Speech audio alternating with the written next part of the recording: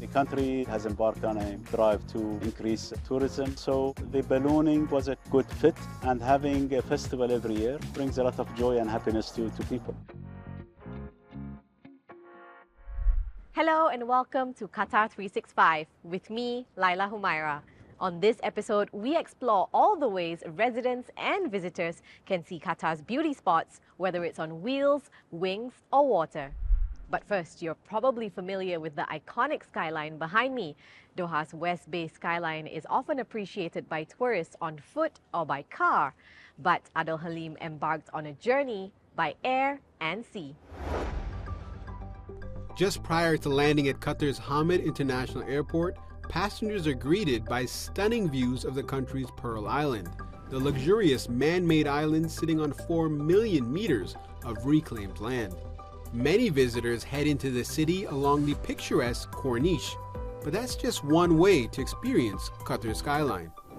If you're seeking an adventure high in the sky, a hot air balloon ride may be what you're looking for.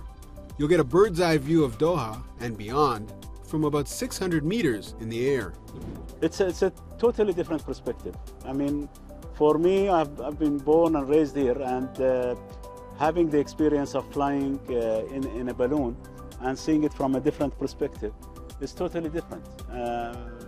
Same familiar areas, but the view is absolutely amazing. Captain Hassan Al-Musawi is a longtime commercial pilot and says the beauty of a hot air balloon is captivating to people of all ages. We wanted to have something different. The country has embarked on a drive to increase tourism, so the ballooning was a good fit, and having a festival every year brings a lot of joy and happiness to people. The Qatar Balloon Festival started in 2019 and recently completed its 5th edition. 57 balloons took flight, 50 were selected from 21 countries, and 7 were locally made. Captain Hassan says Qatar has positioned itself as a place for family-oriented activities, and its fun-for-all approach is a large part of the country's tourism strategy. I think it's a building block approach, and as we are building the different sectors that are supporting the tourism, it's just a natural evolution. But if airborne excursions aren't your thing, don't worry, you've got options. With more than 4 million visitors arriving in Qatar in 2023, the country is well on its way to achieving its stated goal of attracting 6 million tourists by 2030.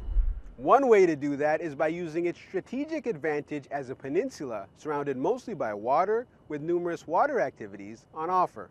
A popular water excursion is a relaxing dhow boat cruise like this one, with picturesque views everywhere you turn. So dhow boat holds a really significant cultural value in Qatar's maritime history, as it was used for pearl diving and fishing mostly. But now when visitors come here, they can enjoy the scenic views of the Doha skyline and can have a really relaxing and peaceful time from, escape from the city in the sea.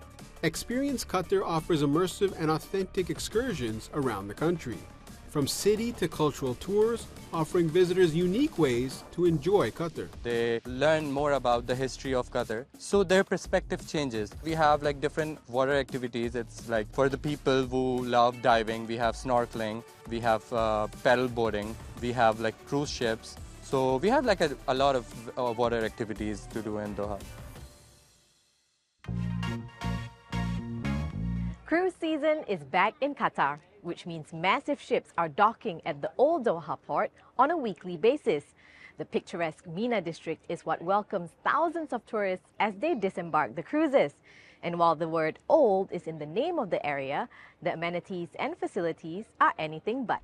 I spoke to Muhammad Abdullah Al-Mullah, the CEO of Old Doha Port, to find out how the harbour is boosting Qatar's maritime tourism. Thank you for having us today here at the Old Doha Port. Can you tell us first the historical and cultural significance of the Old Doha Port, and how did it help shape Qatar's development as a country?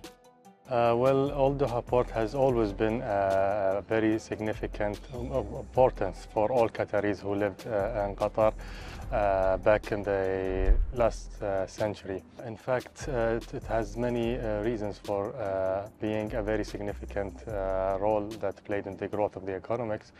due to the fact that this port was the first and the only commercial port back in the 1940s, 50s, all the way till only recently, 2017, when all the commercial operations moved from this port.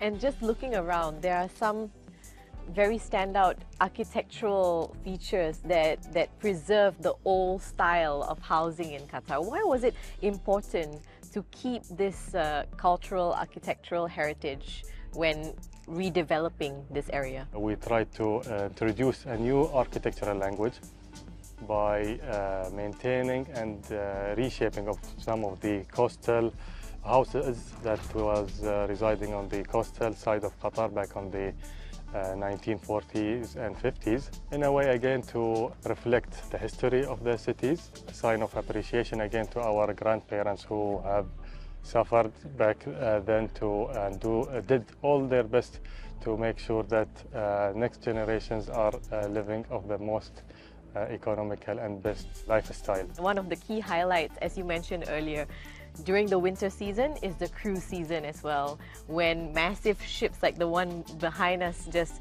sail into Qatar and dock themselves here and carrying hundreds and thousands of visitors. Can you tell us then the importance of the cruise season to Qatar's tourism industry? Cruise season definitely is one of the most important aspects that contributes directly to the tourism Qatar. The passengers numbers have been increasing from year to year. So, for example, last season 2023-2024, we have reached about 360,000 passengers in that season. The forecast for this season, hopefully we will hit 400 plus.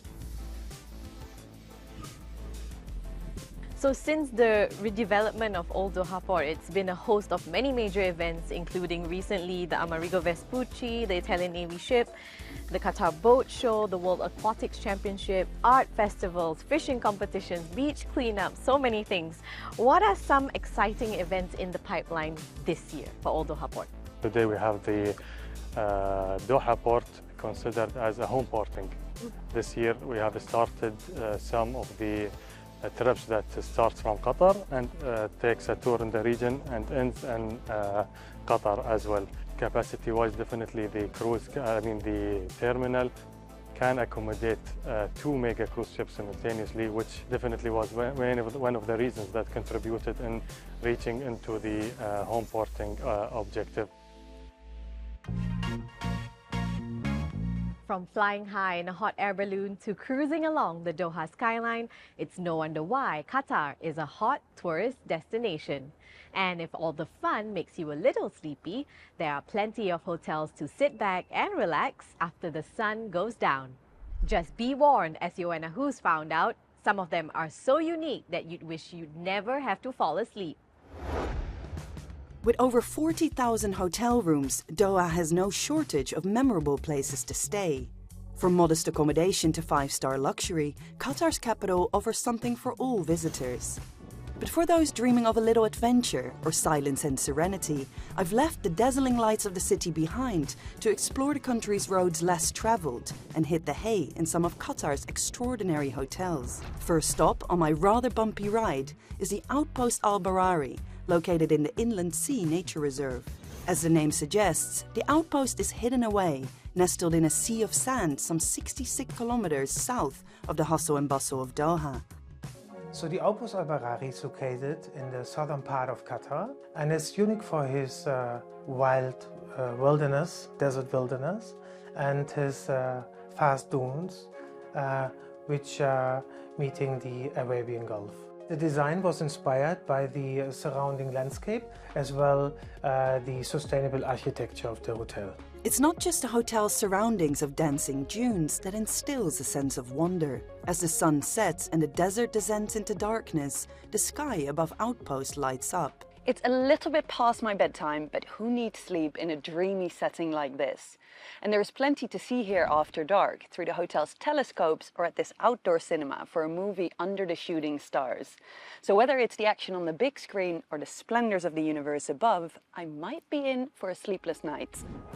New dawn, new day, and I'm out for a thrilling time in the dunes this morning. Outpost has plenty of activities on offer to get your heart racing. We offer a wide range of activities which is related to the desert.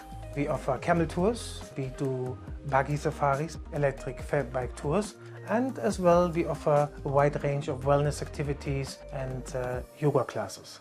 For a bit more peace and quiet, I've travelled to the UNESCO-protected Al Reem Biosphere Reserve on Qatar's western coast, home to our Habitas Ras Brook Hotel, a luxury resort that is all about connecting with nature. So it's one of the places you can absolutely switch off. We don't have any TV, so you absolutely disconnect, again, being with the nature.